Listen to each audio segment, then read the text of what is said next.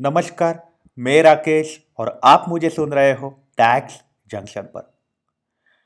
तो दोस्तों, व्हीकल लेने के बाद आपको लीगल प्रोसेस में इंश्योरेंस लेना कंपलसरी होता है।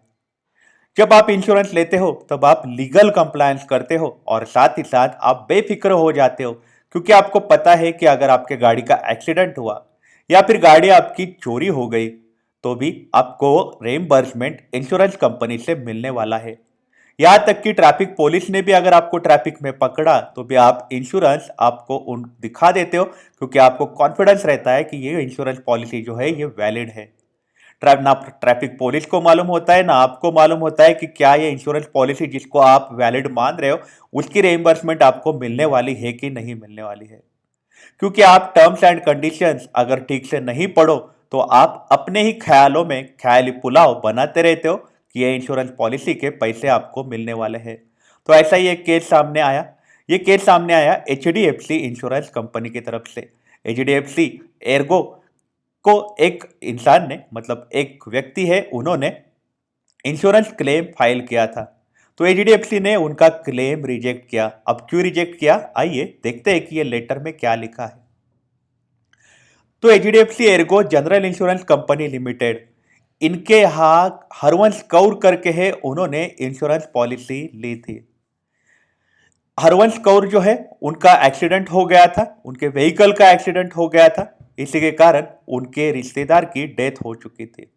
तो वहां पे HDFC ने उनको लेटर लिखते हुए उनका क्लेम जो है रिजेक्ट किया है। अब क्यों रिजेक्ट किया है जानते हैं। तो यहाँ पे सबसे पहले HDFC ने बोला है कि हमने 12 मई 2020 को आपको बताया है, हमने आपके सारे डॉक्यूमेंट जो है उनका रिव्यू किया है और हम आपके क्लेम जो है उसके टर्म्स एंड कंडीशंस के बारे में बात करना चाहते हैं। HDFC ने ऐसा बोला है कि ये जो आपने क्लेम किया है जो एक्सीडेंटल डेथ का, ये हमारे रिक्वायरमेंट में नहीं आता है।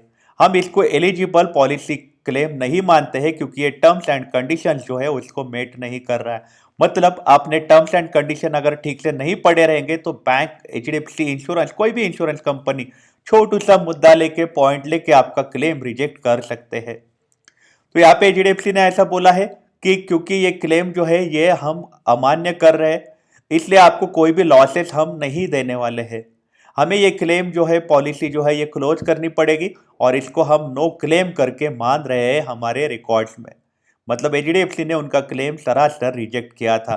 HDFC का कहना था कि हमारे जो टर्म्स एंड कंडीशंस थे, वो टर्म्स एंड कंडीशंस में आपका जो रिक्वायरमेंट है वो मेट नहीं हो रहा है।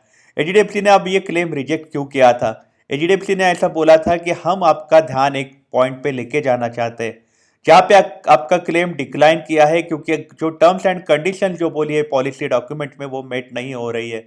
तो HDFC ने ऐसा बोला है कि आपने जो डॉक्यूमेंट सबमिट किए हैं उसमें हमें बताया गया है कि जो इंसान है, जो जिनकी मौत हो चुकी है, जिनके लिए आप क्लेम ले रहे हो, उनकी मौत हो चुकी है 19 अप्रैल 2020 को। और वो जो जिनकी मौत हुई है उनको हुई थी हेड इंजरी, उनके सर को जख्म आई थी। लेकिन उन्होंने आगे बोला है कि जो इंश्योर्ड इंसान थे, जो गुजर गए थे, वो गाड़ी चला रहे थे, बाइक चला रहे थे जिसका सीसी था 346 सीसी, 346 सीसी की बाइक वो चला रहे थे। और हमारे पॉलिसी के टर्म्स एंड कंडीशंस हमें बताते हैं कि हम क्लेम नहीं देते हैं, क्योंकि अगर कि कोई इंसान 150 सीसी के ऊपर अगर मोटर स्कूटर जो है चलाता है तो फिर हम वो इंसान को क्लेम नहीं देते हैं। ऐसा HDFC ने बोला है। मतलब सिर्फ सीसी का फर्क था, इसलिए उनको एक्सीडेंट इंश्योरेंस नहीं मिला था। अगर उनका गाड़ी, मोटर स्कूटर अगर 150 सीसी के नीचे का होता था तो ही उनको क्लेम मिलने वाला था।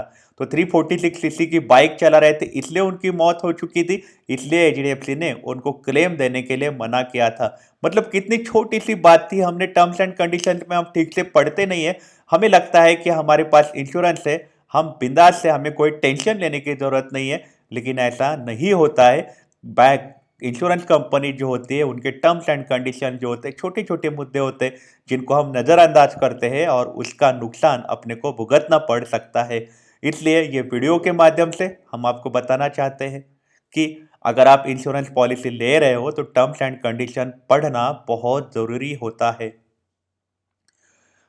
तो आपकी इस बारे में क्या राय है, हमें आप कमेंट सेक्शन में ज़रूर बताइएगा। आप अपना ख्याल रखिएगा। अगर आप काम के लिए बाहर निकल रहे हो तो आप अपने आप को सैनिटाइज जरूर करिएगा। Take care, have a nice day.